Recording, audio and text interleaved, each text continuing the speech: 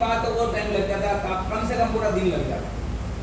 हम 79 से यहाँ शुरू हुए, साथ में काम शुरू किया और 82-83 से मजदूरों का काम हाथ में लिया और पीछे से 86 में आप और हमारे अध्यक्ष थे सतीश जी व्यास, दोनों को मजदूर रूप में लड़ते हुए दोनों को डिसमिस कर दिए। पर मजदूरों ने 5 महीने 18 दिन संघर्ष करके आपको वापस नौकरी पे चढ़ाया। उसके बाद आज दिन तक ये मजदूरों की सेवा में समर्पित हैं, क्योंकि नौकरी जाने का दंश ये झेल चुके हैं और 2002 में जो फैक्ट्री बंद हुई, बंद फैक्ट्री का दंश भी हम झेल चुके हैं। तो हमारा हमेशा ये दायित्व बनता है कि किसी कर्मचारी की नौकरी नहीं जाए तो पैसा कम मिले तो चलेगा और उद्योग बंद नहीं होना चाहिए। तो हम दोनों चीज़ों के लिए प्रयासरत रहते हैं और सिमली साहब के गाइड और एक फलदायी नेतृत्व में हम काम कर रहे हैं। कोई भी कम्युनिकेशन आप और हमारे बीच में नहीं रहता है, कोई भी एक्टिविटी करते हैं तो आपके बिल्कुल सुझाव से आपको नॉलेज में डाल के करते हैं और आप इस स्वीकृति से ही करते हैं। आपने इस फैक्ट्री को चलाने के 10 वर्षों से बंद फैक्ट्री को चलाने के साथ साथ आपने एक इतने बेहतरीन समझौते कराए, 5 देश सेटलमेंट कराए, ये 6ठा अभी शुरू हो रहा है। उसमें भारत में जो बढ़ोतरी उससे कई ज़्यादा हमने इनको लाभ दिलाए श्रमिकों को। बंद फैक्ट्री में भी जो समझौते किए उसमें हमने बंद पीरियड के भी पैसे दिलवाए, 90 बदली बराबर प्रमाण किए। जो फैक्ट्री बंद होने से प्रभावित उनको 55 साल रिटायरमेंट उम्र थी, उनने 60 साल कराए, 5 साल उम्र बढ़ गई हमने। तो ऐसे करके अनेकों ऐसे काम किए जिसका कोई तोड़ नहीं, जिसका कोई सानी नहीं, जिसका कोई उदाहरण दूसरी जगह बहुत कम मिलता है।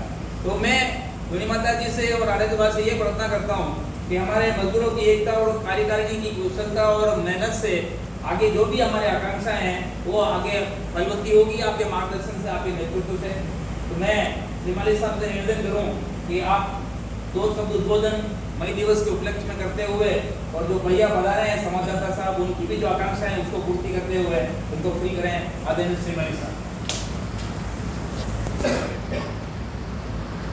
मुश्किलों से लड़ने की हमारी आदत बन गई है, मुश्किलें ही अब हमारी इबादत बन गई है।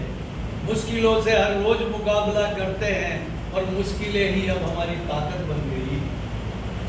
आज मजदूर दिवस के पूर्व मेरी कर्मभूमि, मेरी मजदूर आंदोलन की प्रथम पाठशाला उदयपुर सीमेंट मजदूर संघ के इस कार्यालय में हमारे यूनियन के अध्यक्ष और मेरे दुख सुख के साथी मेरे परम मित्र मांगीलाल जी प्रजापत साहब, हमारे राजस्थान पत्रिका से पधारे हुए संवाददाता गौरव जी शर्मा साहब, हमारे महामंत्री हरि सिंह जी, कोषाध्यक्ष बंजारा साहब, तमाम बैठे हुए संघ के पदाधिकारीगण और साथियों, सर्वप्रथम तो मैं मजदूर दिवस के पूर्व आप सभी को शुभकामनाएं देता हूं कि आज हमारे लिए जो कल पर्व मनाया जाता है अंतर्राष्ट्रीय श्रम दिवस, मजदूर दिवस के रूप में, उसका बहुत बड़ा महत्व है। इस धरती पर जब मानव जाति का उद्भव हुआ और मानव जाति के उद्भव होने के बाद मजदूरी करने के लिए मानव का उपयोग लिया गया, तब सूर्य उदय से सूर्य अस्त तक उससे काम लिया जाता था। तो उस समय में मानव पे इतना उस मजदूर को प्रभावशाली लोग शोषण करते थे और उस शोषण को जगह जगह आवाज उठती थी, लेकिन उन ताकतों के द्वारा दबा दिया जाता था। अमेरिका की धरती पर शिकागो में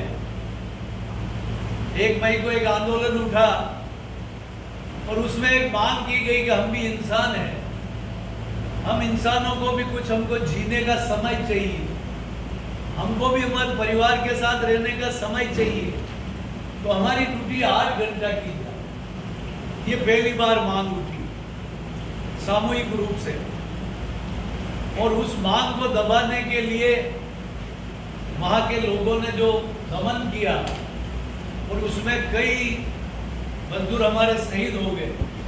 लेकिन ये जो शहीद होने के बाद मजदूरों का एक दुनिया में एक क्रांति पैदा हुई और उस क्रांति के माध्यम से पूरे संसार में मजदूरों की जो नारा लगाते हैं, तो हम ये नहीं कहते कि भारत के मजदूरों एक हो जाओ, राजस्थान के मजदूरों एक हो जाओ, ये नहीं बोलते। ये नारा उस दिन 1 मई को शिकागो की धरती से पैदा हुआ कि दुनिया भर के मजदूरों एक हो। इस नारे का जन्म 1 मई को तब पैदा हुआ और तब से मजदूरों ने अपने अपने वतन में, अपने अपने उद्योगों में, अपने अपने देशों में 1885 से ये नारा निकलता और आंदोलन पैदा होता है। और आज हम 2026 में हम जी रहे हैं। तो आप सोचिए कि इस दौरान में कितने मजदूरों के परिवर्तन लाए गए आंदोलन करके जीवन स्तर को ऊपर उठाने के लिए, उनको अधिकार दिलाते। और जब हमारे देश में हुकूमत अंग्रेजों की थी, तब मजदूर आंदोलन महात्मा गांधी के नेतृत्व में अहमदाबाद की कपड़ा मिलों ने हड़ताल की, मजदूरों ने देश की आज़ादी के समर्थन में तब भी ये आवाज उठी कि हम भी भारत को आज़ाद देखना चाहते हैं और मजदूर भी हम हमारा योगदान इस देश की आज़ादी में देना चाहते हैं।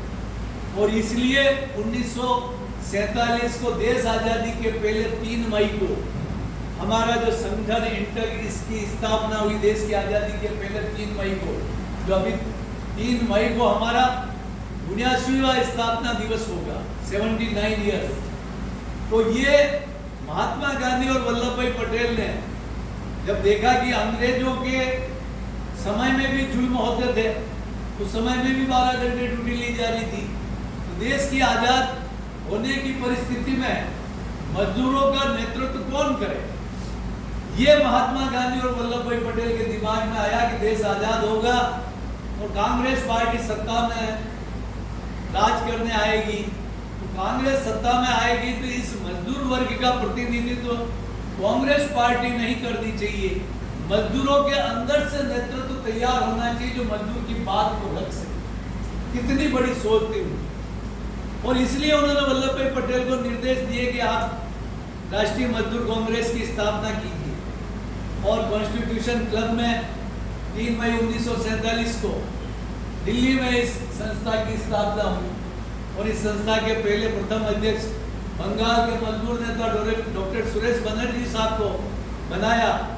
और उसके राष्ट्रीय महामंत्री कपड़ा मिलों के गुजरात के मजदूर महाजन संगठन के नेता खंडूभाई देसाई को महामंत्री बनाया। तब से लगाकर आज जो हमारे राष्ट्रीय अध्यक्ष है डॉक्टर जी संजीव रेड्डी साहब, उनके नेतृत्व में हम काम कर रहे हैं। ये बहुत बड़ा लंबा सफर है। जब हिंदुस्तान की आज़ादी के बाद 8 घंटे की ड्यूटी, हमारे एक्सीडेंट होने पर हमारे की सामाजिक सुरक्षा पीएफ और ईएसआई, हमारा बोनस और ग्रेजुटी एक्ट, हमारे को यूनिफॉर्म लीव, ये सारे कानून उन्होंने बनवाए। और जब भी भारत सरकार का कोई श्रम मंत्री बनता था, वो इंटक का नेता बनता था। ऐसी परंपरा से हमारे मजदूरों को ये मुकाम मिला। लेकिन विगत 11 वर्षों से मोदी साहब जब से देश के प्रधानमंत्री बने, और हमने भी जब वो पहली बार संसद में जा रहे थे तो संसद के दरवाजे को उन्होंने धोख दी और धोख दे के उन्होंने कहा कि श्रमेव जयते। तो हमें भी ताज्जुब हुआ कि देश का प्रधानमंत्री सत्यमेव जयते के साथ श्रमेव जयते की बात कर रहा, ये जरूर मजदूरों का भविष्य बदलेगा। लेकिन विडम्बना, कुछ ही दिनों के बाद मोदी साहब ऑस्ट्रेलिया जाते अपने परम मित्र गौतम अडानी को लेके और भारत का सबसे बड़े बैंक के चेयरमैन को साथ लेके